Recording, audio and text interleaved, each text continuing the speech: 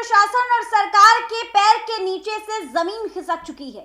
इस घटना के सामने आने के बाद पुलिस महकमे में हड़कंप मच चुका था। आसपास के इलाकों में अफरा तफरी का आलम हो गया था। दरअसल बता दें कि इस बार गोली जो है किसी चौक चौराहे और घर में नहीं चली है, बल्कि एक बैंक के अंदर चली है। नमस्कार, आप देख रहे हैं देशवा न्यूज और मैं हूं आपके साथ अंजलि तिवारी। देखिए, बड़ी खबर निकलकर सामने आ रही है बिहार के जिले औरंगाबाद से, जहां पर एक बैंक के अंदर गोली चली है और वहां पर एक व्यक्ति को गोली लगने की वजह से उसकी मौत भी हो गई है।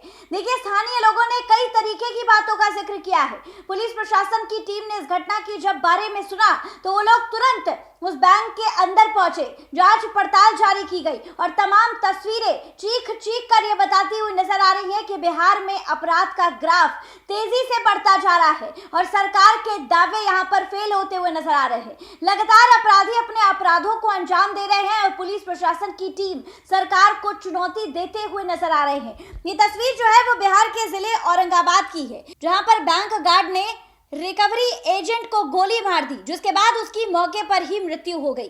देखिए, मृतक की पहचान जो है वो मदनपुर थाना क्षेत्र के माधव खाप गांव निवासी राजेंद्र पासवान के रूप में की गई है। बताया जा रहा है कि वह बैंक में रिकवरी एजेंट के रूप में कार्यरत था।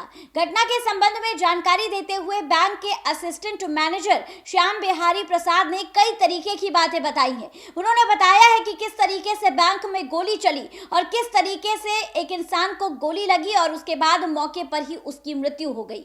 इसी बीच बताया जा रहा है कि अचानक बंदूक चली तो अब बंदूक की आवाज सुनकर सभी लोग अंदर आए, जिसके बाद उन्होंने देखा कि राजेंद्र पासवान को पेट में गोली लगी थी और पूरा एरिया जो है वो खून से भरा हुआ था। इस पूरे मामले को लेकर जिला पार्षद मदनपुर के क्या कुछ कहते हुए नजर आ रहे हैं, क्या कुछ विशेष जानकारी दे रहे हैं, आप उनकी बातों को सुन लीजिए। चौली इलाहाबाद बैंक अब तत्कालीन इंडियन बैंक है कि यहाँ के पुराने कर्मचारी राजेंद्र पासवान की स्थानीय बैंक के गार्ड के द्वारा सरेआम गोली मारकर हत्या कर दी गई है।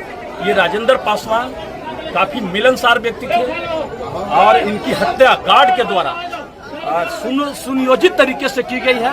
इस घटना पर मैं गंभीर चिंता व्यक्त करता हूं और सुशासन में अब बैंक में कर्मी की हत्या उसके गार्ड के द्वारा की जाती है, ये काफी दुखद है, निंदनीय है। सुशासन की सरकार है और इस तरह की घटना मानवता पर कलंक है।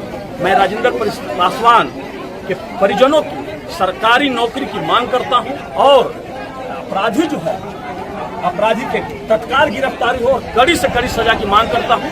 पुलिस प्रशासन तत्काल इस पर कार्रवाई। देखिए, इसके साथ ही संजीत कुमार जो कि सेकंड मैनेजर है, वो इस पूरे मामले को लेकर क्या कुछ कहते हुए नजर आ रहे हैं, आप उनकी भी बातों को सुन लीजिए। हम लोग तो काम कर रहे थे, पीछे रूम में गार्ड और ये रिकवरी एजेंट सब बैठे हुए थे, तो उन्होंने कहा कि बंदूक ऐसे उठाए तो साफ उठ करके में वो डिस्फायर हो गया और गोली लगा से लगता है कि इनके ऐसे पेट के पास ऐसे निकल गया पोखर करके।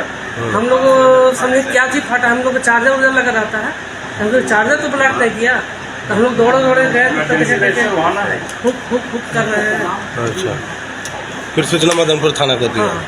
क्या नाम हुआ आपका? मेरा नाम Shyam Bihari Prasad, assistant manager bank of Indian bank Chauli. धन्यवाद। देखिए, कहा जा रहा है कि पूरी घटना जो है वो गलती से हुई है, क्योंकि जो गन थी, जो रिवॉल्वर थी, उसे साफ किया जा रहा था और उसी दौरान जो है वो गोली चली गई, जिसके बाद ये गोली जो है राजेंद्र पासवान को लगी और उसके बाद मौके पर ही उनकी मृत्यु हो गई। भयंकर आवाज होते ही वहां के लोग जो है वो दौड़े हुए वहां पर पहुंचे, जिसके बाद उन्होंने देखा कि राजेंद्र पासवान को गोली लगी है।